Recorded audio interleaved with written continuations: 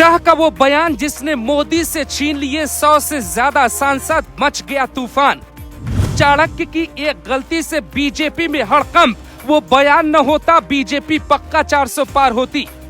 तेलंगाना से आया बयान, यूपी में मचा तूफान, सीएम योगी से जुड़ा चौंका देने वाला खुलासा। तो क्या एक बयान चुनाव को बदल सकता है? क्या एक बयान बीजेपी के लिए भारी पड़ गया?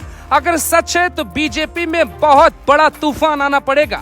जेल में रहकर भी जो काम केजरीवाल ने किया, वो काम राहुल गांधी और कोई विरोधी पार्टी का नेता मैदान में रहते नहीं कर पाया। केजरीवाल फिर से जेल चले गए, लेकिन बीजेपी के लिए वो तूफान बन के बाहर आए जिसका अंदाजा शायद बीजेपी और आरएसएस को हो ही नहीं पाया। बौखलाहट में क्या केजरीवाल के बयान में ही शाह और मोदी की टीम ट्रैप हो गई? हम आपको समझाते हैं कैसे केजरीवाल के रास्ते पर चलते ही मोदी का करियर दांव पे लग गया। कुछ तो ऐसा हुआ था जो शायद ना तो जनता समझ पाई और ना ही बीजेपी और ना ही राजनीतिक पंडित इस बात को समझ पाए।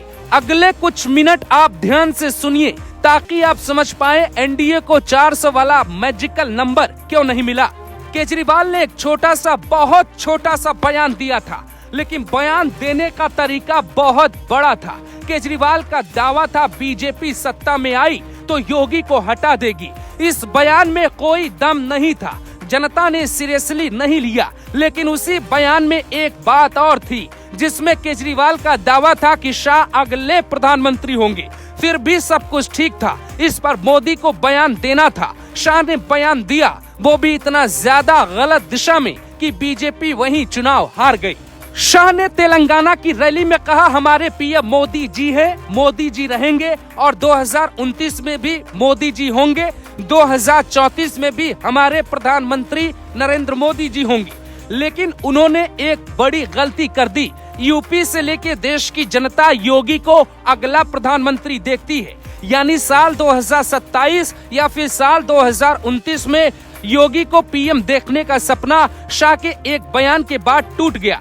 जनता में ये साफ मैसेज गया, बीजेपी में सिर्फ योगी का लाभ लिया जा रहा है। यहाँ तक कि योगी की हालत कल्याण सिंह से भी ज्यादा खराब हो सकती है। शाह ने बयान दिया, आगे बढ़ गए। नरेंद्र मोदी ने कोई बयान नहीं दिया। दिल्ली की रैली में नरेंद्र मोदी ने एक और ऐसा बयान दे दिया जिससे बीजेपी की बड़ी गलती मानी जा सकती है।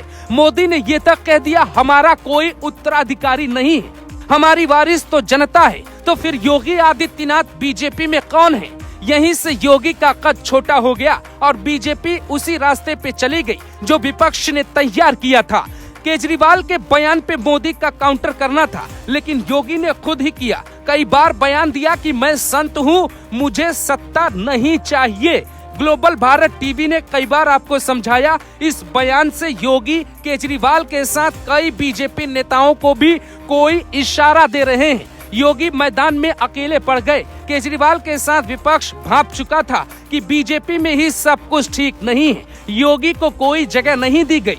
पीएम मोदी के आदेशों का पालन करते करते योगी का अपना भविष्य ही दांव पर लग गया। शाह के एक बयान ने चुनाव के परिणाम में हलचल डाल दी। केजरीवाल की भविष्यवाणी सही भी हो सकती है। अब बीजेपी योगी को ही हार की सजा दे सकती है और हटा भी सकती है। शाह के उस बयान से जनता ने सिर्फ इतना सोचा, योगी का नंबर नहीं आएगा। योगी के नाम पर वोट लिया गया, लेकिन योगी को दिल्ली में मौका नहीं दिया जाएगा। योगी को केजरीवाल ने पहले ही छोटा बताया। शाह के बयान ने उसको साबित भी कर दिया। तो क्या बीजेपी में इस बात की मंथन नहीं होनी चाहिए, योगी को छोटा क्यों दिखाया गया? एक बयान से कई चुनाव बदल जाते हैं, पहले भी बदले हैं, इस बार भी बदल गया। फिर भी बीजेपी ने न जाने किस गुमान में योगी को रास्ते का कांटा समझा। लेकिन योगी ही वो नेता हैं जो जीत का हार मोदी के गले में पहना सकते थे। इसीलिए यूपी में कहा जा रहा है, एकलव्य का अंगूठा काटना गुरुओं को भारी पड़ गया। और कितना पड़ेगा, इस बात का अंदाजा अभी नहीं लगाया जा सकता।